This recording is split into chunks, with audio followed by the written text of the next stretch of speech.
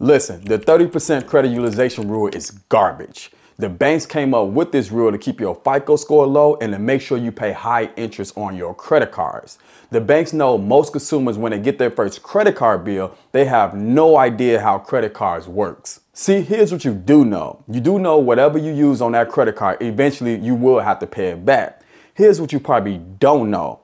When to pay it back, how much to pay it back, how to avoid interest, and also how to increase your FICO score by lowering your credit card utilization. So in this video, I'm going to show you how to master your credit cards so you can strategically leverage them to your advantage. Now, to truly master your credit cards, you must understand 3 dates. Number 1, your statement date, your open and close statement date. Number 2, your reporting date. And number 3, your payment due date. So let's unpack it. Let's break it down. But before we do that, I want to say this video is sponsored by ADP. Whenever I'm trying to get financial products for myself, such as a car loan or applying for an apartment, I always say that I am a manager of my company and I always show pay stubs. Although you are the founder and the CEO of your company, you want to set yourself up properly as a W-2 employee so it can be easier for you to get approved for financial products. One of the biggest mistakes I see small business owners make is commingling their personal and their business finances and not paying themselves a fixed salary from their business. In order to pay yourself from your company, you have to have a payroll processing company set up. I use ADP. ADP is the largest payroll provider in the country. It's a one-stop shop. ADP can help you with income verification by creating your own pay stubs, health insurance, retirement plans. They offer workers' comp, HR services, 401k plans. ADP also files your payroll taxes on a quarterly and annual basis. And another benefit of using ADP is they report your payments to the SBFE, which helps you build business credit. Look, click the link in the description to receive 15% off and up to 3 months free of service. And when you sign up with ADP by using the link in the description, also know that you are supporting this channel. Thank you. Now, let's start with your statement date. Your statement date is critical on your credit card because it marks the end of your statement cycle, or AKA your billing cycle. Your statement cycle is typically 30 days. It's from your statement opening date to your statement closing date. Within those 30 days, all transactions, payments, and purchases are recorded. Now, at the end of your statement closing date, you are going to generate a statement balance. So 2 things are going to happen. Number 1, your statement balance will tell the creditor how much you owe and how much interest you will have to pay once your payment due date comes around. And we'll get into your payment due date shortly. The second thing that's going to happen, your statement balance is going to get recorded to the main credit reporting agency, Experian, TransUnion, and Equifax, if it reports to all 3. This means your statement date is the same date as your reporting date. Your reporting date is the date the creditors will report your statement balance to the credit reporting agencies. Are you tracking me? Good, because here's where your payment due date comes in. Credit card companies typically give you 3 weeks from your statement date to pay off your statement balance before they charge you any interest. This is called your grace period. After your grace period is over with, now you have a payment due date. Once your payment is due, creditors will give you 2 options. Number 1, you can pay the statement balance in full. Or number 2, you can pay the minimum balance of that statement balance. But understand, if you only pay the minimum balance, you will be charged interest. So let's put it all together and get into the 30% rule that these banks made up to keep your FICO score low and to keep you paying high interest on your credit cards. Let's get into it. Here's a scenario. Chase Bank gives you a $1,000 credit card limit. Within your statement cycle, which is 30 days, or your billing cycle, you spent $300 out of that $1,000. Now, let's say January 3rd is when your statement closing date is. This means from December 4th to January 3rd. Remember, December 4th is your opening statement date. Then January 3rd is your closing statement date, which is your billing cycle. So you spent $300 within that time frame.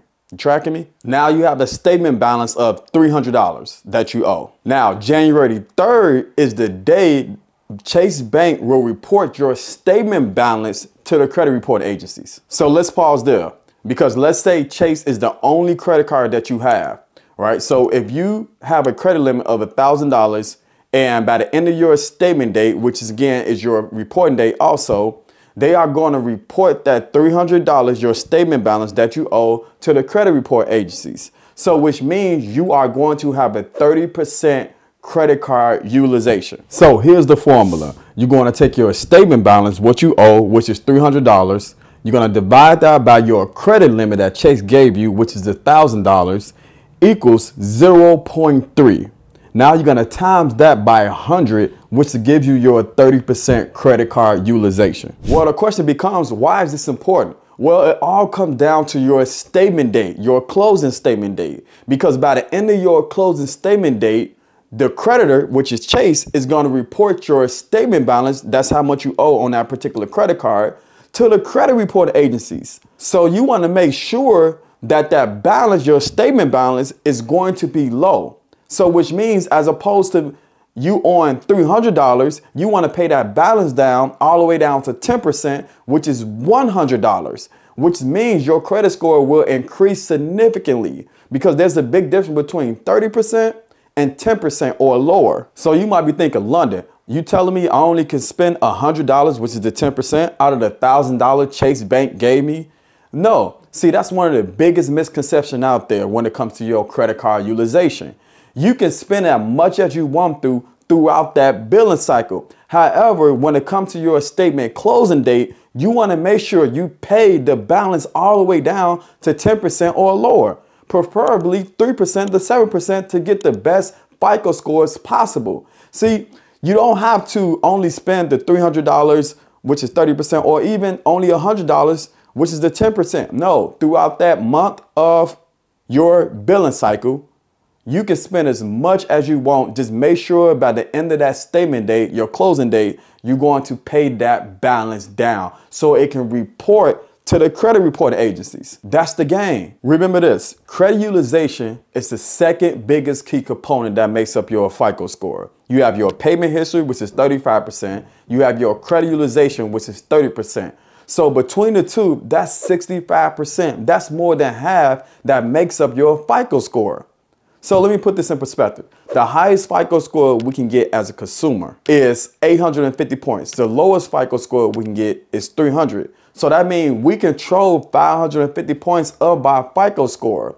So if 165 points, which is our credit utilization, makes up that 550 that we control, we need to make sure that we pay down our credit utilization by your statement closing date. If you understand that, if you master those dates I just gave you, your payment due date, your statement date, your opening, closing statement date, and your reporting date, then you can master your credit cards and you can manipulate your credit cards any way you want to. You will have more spending power because you will be able to leverage your credit cards without harming your personal credit. Also remember, there's a big difference between 30% and 10%. I mean, that can be a range anywhere from 50 to 75 points credit increase. 30% is only average. 10% or lower, preferably 3 to 7% credit card utilization, you're going to be elite status, which means you're going to able to get the most maximum points out of your FICO score that you can based off your credit utilization. Oh, one more thing I want to discuss too as well when it comes to your current balance versus your statement balance, because these are two different concepts too as well. Your current balance is what you're spending in real time as of right now.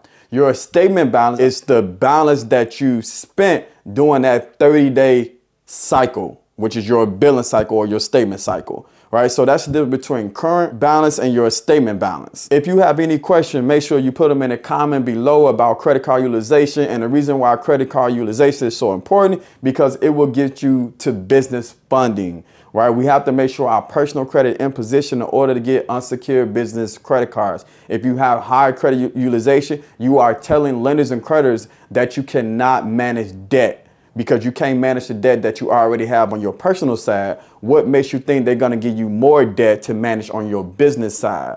Remember, banks do comparable credit. What you manage on your personal side, they're going to match that or give you 2 to 3 times higher on your business side. So this is why credit utilization is really important on the personal side in order for you to get business funding on the business side. Now, if you have any questions, please leave them in the comments below and I will answer your questions. Make sure you like, make sure you subscribe to my YouTube channel. I really appreciate you guys. You keep me motivated. Talk to you soon. Have a great and blessed day. And let's go get you some business funding.